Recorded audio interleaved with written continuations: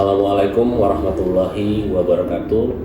Perkenalkan, saya Nandi Kurniawan, dosen pada program studi Pendidikan Ilmu Pengetahuan Sosial, Fakultas Ilmu Sosial dan Hukum Universitas Negeri Jakarta.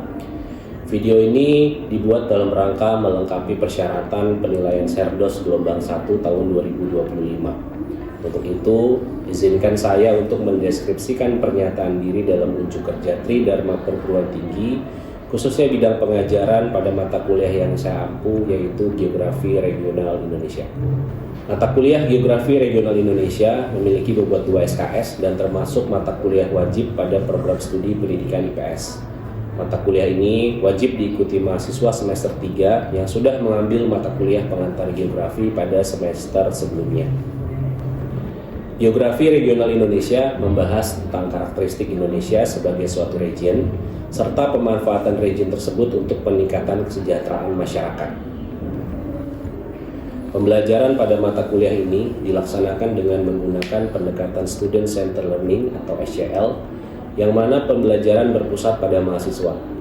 Perkuliahan ini menerapkan 3 metode SCL, yaitu Student Discovery Learning, Small Group Discussion atau SGD, dan Problem Based Learning. Dalam capaian pembelajaran lulusan disesuaikan dengan standar nasional pendidikan tinggi yang terdiri dari 4 aspek: sikap, keterampilan umum, pengetahuan, dan keterampilan khusus yang dapat dilihat sebagai berikut.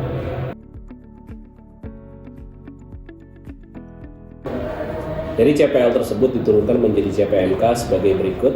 1. Mahasiswa mampu mendeskripsikan konsep region, lingkup region, dan Indonesia sebagai suatu region.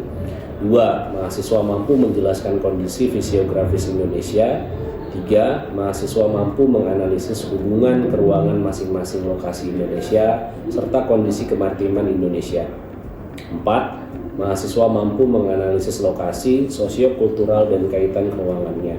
5. Mahasiswa mampu menganalisis kependudukan dan kondisi sosial ekonomi, sumber daya alam, dan kemaritiman di Indonesia. 6. Mahasiswa mampu menjelaskan pertanian dan kepariwisataan di Indonesia. 7. Mahasiswa mampu menganalisis kegiatan perdagangan Indonesia, baik dalam negeri maupun luar negeri.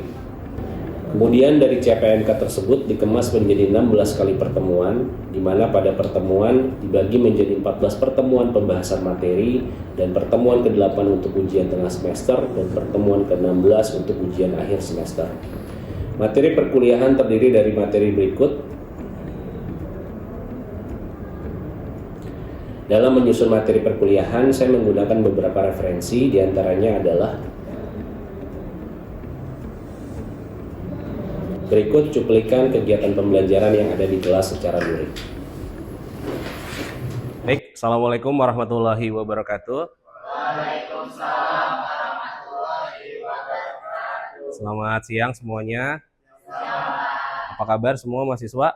Oke, alhamdulillah sehat ya. Baik, hari ini kita ada di pertemuan ketiga untuk mata kuliah Geografi Regional Indonesia. Dan sebelum kita mulai kegiatan perkuliahan hari ini, mari kita berdoa menurut agama dan kepercayaan masing-masing.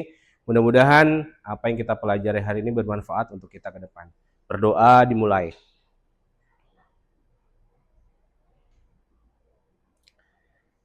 Berdoa selesai. Baik, sebelum kita mulai, saya absen dulu untuk yang hadir hari ini. Tolong tunjuk tangan ya. Rangga Trilaksana, Wildan Taqiyuddin, Jessica Nachasari, Nanda Lutfiani. Oke, baik, saya ingin mengawali pertemuan hari ini dengan sebuah pertanyaan ya, terkait dengan bahasan kita region administratif Indonesia. Mengapa negara itu perlu dibagi ke dalam region-region administratif yang lebih detail? Ada yang mau kasih pendapat? Silakan, salah nggak apa-apa. Kenapa Indonesia itu perlu dibagi ke dalam region-region yang lebih detail? Silakan, Angga.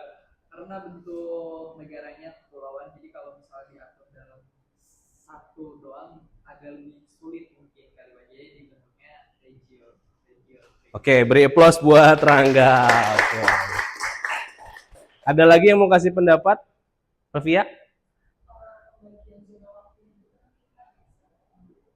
Gimana? Dijelasin?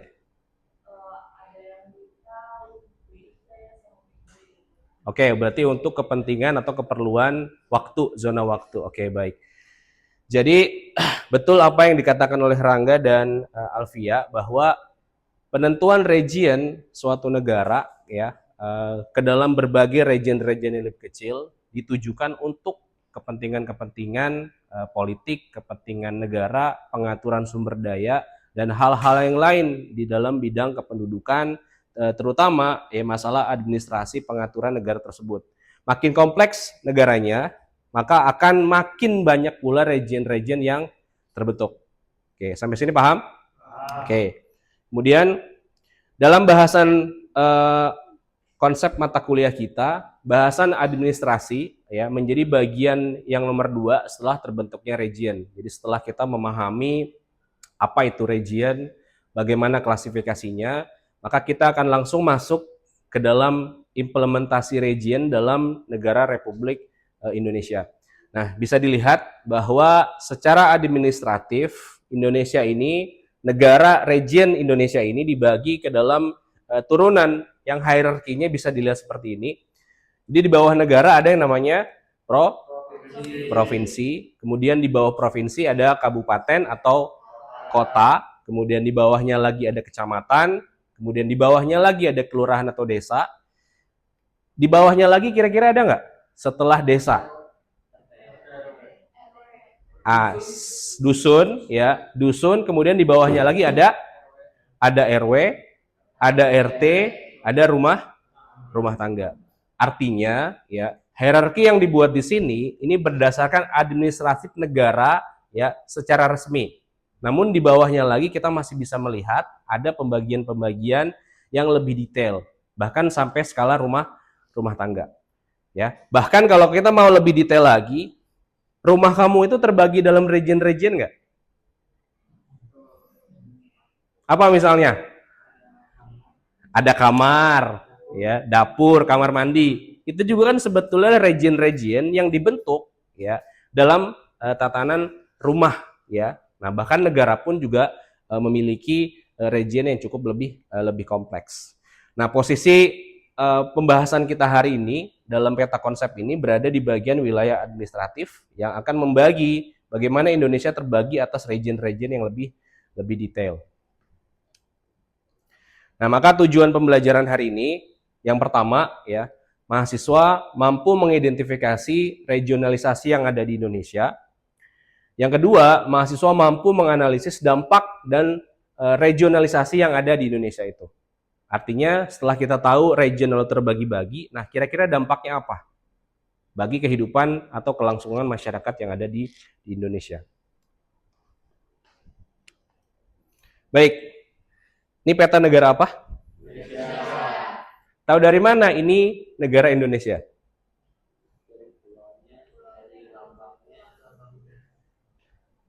Siapa yang mau coba jawab? Bagaimana kamu bisa mengidentifikasi ini adalah negara Indonesia?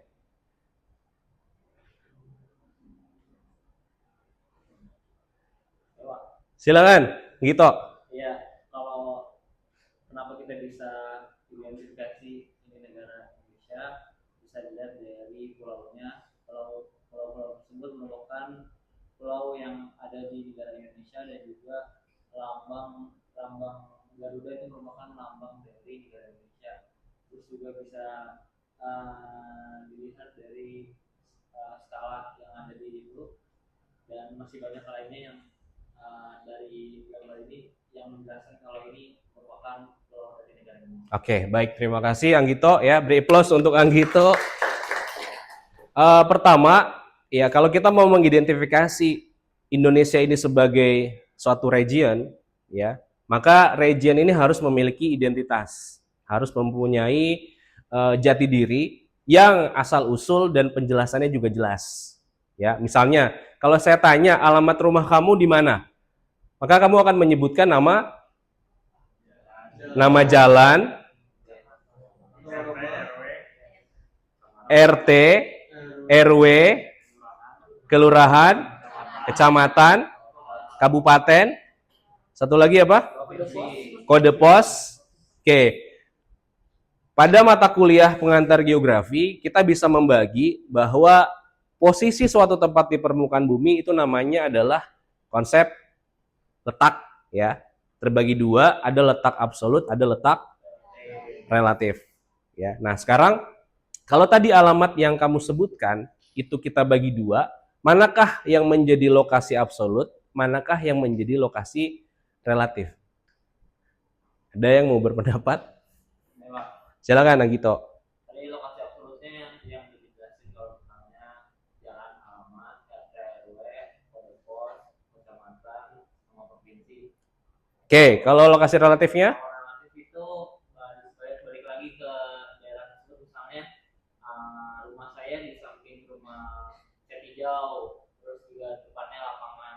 Oke, baik, terima kasih. Ya, betul sekali. Jadi, ketika kita mau ingin menjelaskan bahwa Indonesia ini memiliki letak atau posisi, kita harus bisa menjelaskannya secara absolut dan relatif. Nah, sekarang kita identifikasi, misalkan kita ingin menjelaskan Indonesia secara absolut. Nah, yang paling mudah menggunakan garis apa? Garis apa? Garis koordinat, ya. Dalam pengantar geografi kita sudah pelajari bahwa koordinat itu terdiri dari atas garis lintang. Ini garis lintang atau bujur?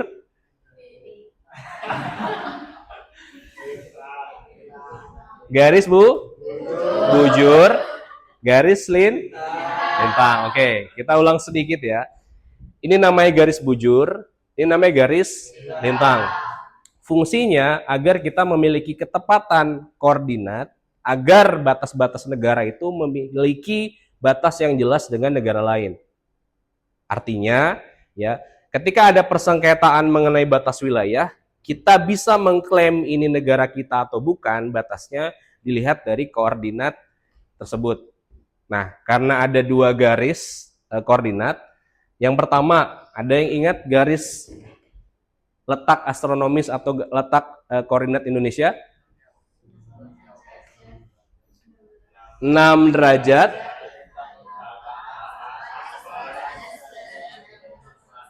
Oke. Kemudian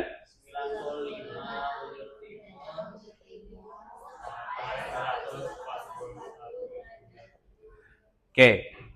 Pertama, ini adalah letak absolut negara atau region Indonesia. Sekarang kalau kita kaitkan dengan konsekuensi, ya, region kita berada pada koordinat ini. Misalnya, pada garis lintang, apa konsekuensi yang timbul ketika kita memiliki letak di antara 6 derajat lintang utara sampai 11 derajat lintang selatan? Apa implikasinya terhadap apa?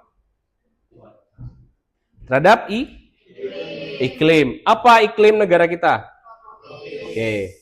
Berdasarkan iklim matahari, negara yang berada letaknya di antara 0 sampai 23,5 derajat lintang utara sampai 23 derajat lintang selatan, maka iklimnya adalah iklim tropis. Oke. Itu dari garis lintang. Sekarang kalau kita lihat garis bujur, apa konsekuensinya ketika kita memiliki garis bujur seperti ini? Kalau garis lintang membuat perbedaan iklim, kalau garis bujur membuat perbedaan waktu. Oke, perbedaan waktu. Ada berapa pembagian waktu yang ada di Indonesia jika kita lihat bahwa terdapat 95 sampai 141. Berapa selisihnya? Berapa selisihnya? 46 derajat bujur. Oke, sekarang bagaimana ceritanya 46 ini bisa menjadi 3 perbedaan waktu? Ada yang mau mencoba jelaskan? Baik, ada yang bisa menjelaskan kenapa Indonesia terbagi atas 3 zona waktu? Oke, Zahra ya, silakan coba. Beri plus dong buat Zahra. Silakan. Jadi dilihat dulu Pak dari pengurangannya di sini. 141 dikurang 95 derajat bujur timur itu ada derajat bujur timur. Nah, kita fokus ke satu rotasi bumi itu 360 derajat dalam satu hari. Nah, satu hari itu ada 24 jam. Nah, berarti 24 dibagi 36, 360 itu ada 15 derajat sama dengan 1 jam. Berarti Indonesia bisa dibagi menjadi 3 waktu itu dari 46 dibagi menjadi 15. Oke, beri aplaus buat Zahra. Oke ya, terima kasih Zahra, betul ya. Jadi implikasi atau dampak ya dari perbedaan garis lintang adalah iklim, kemudian garis bujur adalah waktu, ya, sehingga menurut Greenwich Meridian Time atau Greenwich Mean Time, kita berada pada zona wilayah timur, ya. Maka kalau kamu lihat atau men-setting jam di handphone, di jam, ya, kita ada GMT plus 7, plus 8, plus 9. Yang kalau kamu kalikan 7 kali 15 derajat itu nilainya 105 derajat. Nah, 95 itu dan sampai 141 itu ada di rentang ini.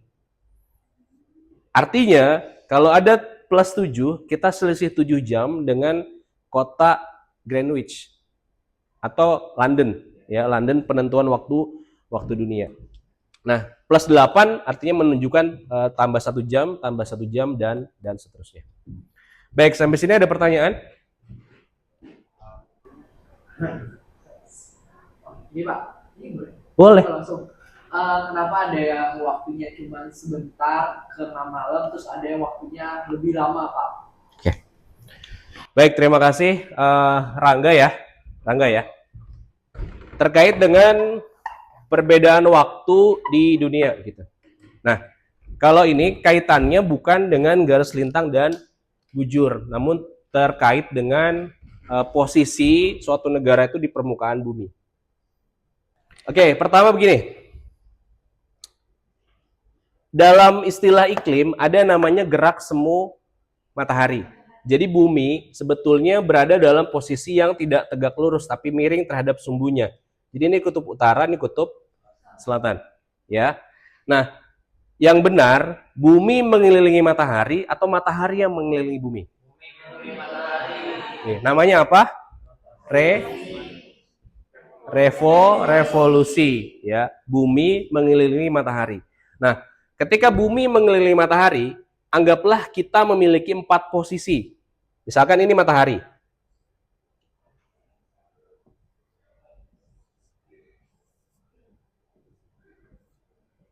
Ini sumbu yang miring tadi ya.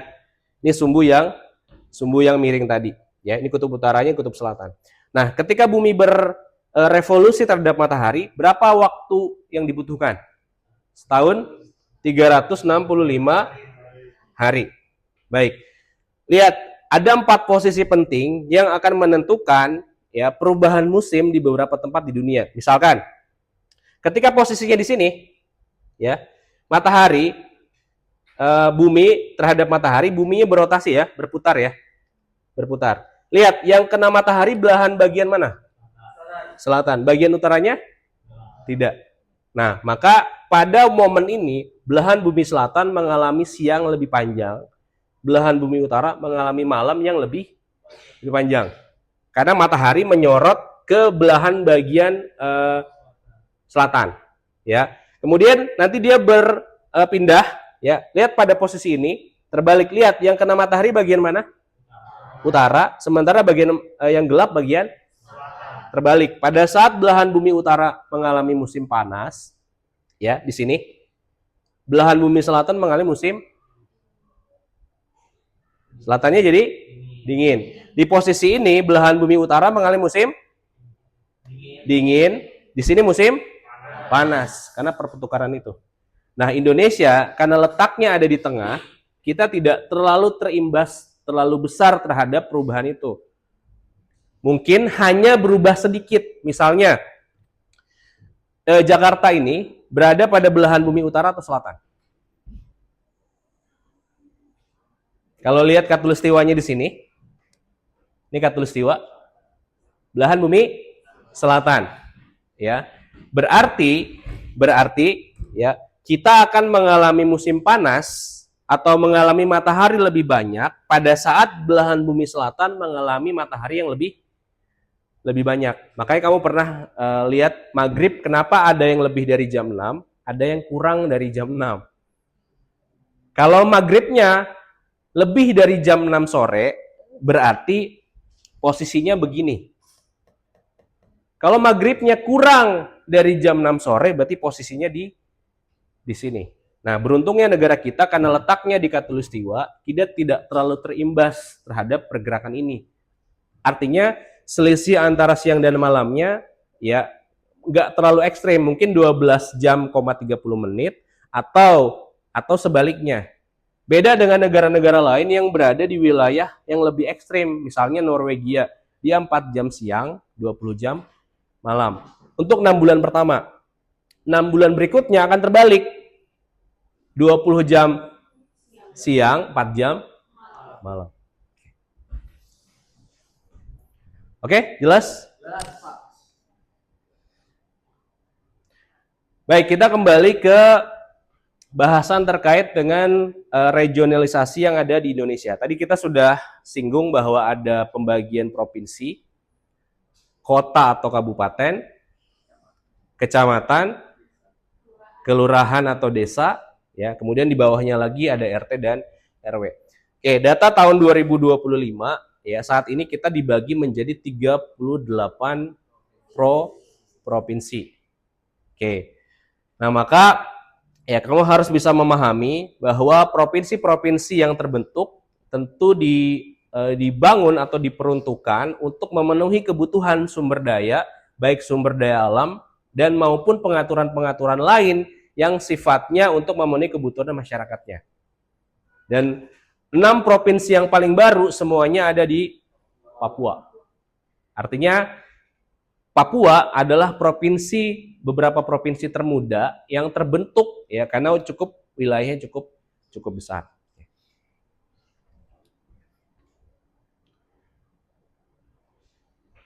Ini pembagian waktu yang tadi ya. Silakan dilihat. Kalau tadi kita punya 95 sampai 141 ya. Maka bisa dilihat Indonesia terbagi 3 zona.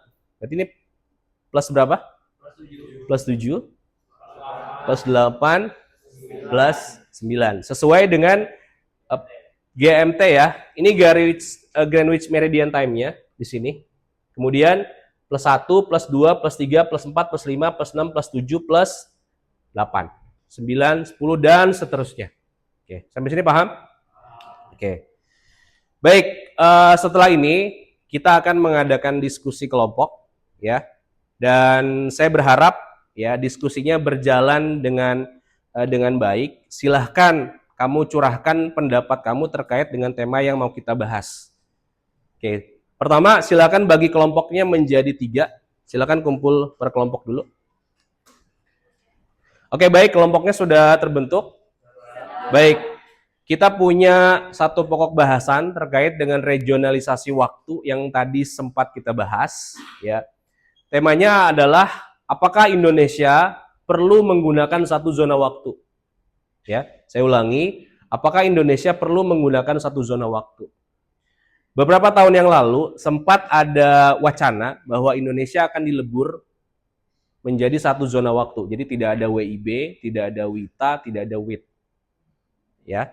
Tapi kita tidak perlu bahas dulu kebijakannya.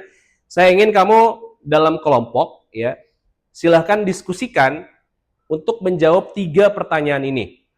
Yang pertama, ya, buat tabel perbandingan kelebihan dan kekurangannya. Yang kedua, buat simulasi. Misalnya, kalau Aceh matahari baru terbit pukul 8, apakah apa pengaruhnya? Ya, kemudian yang ketiga, simpulkan menurut kelompok kalian, setuju nggak dengan zona waktu ini dan kenapa? Oke, saya beri waktu 20 menit. Ya, untuk kamu berdiskusi untuk menentukan jawabannya. Silakan.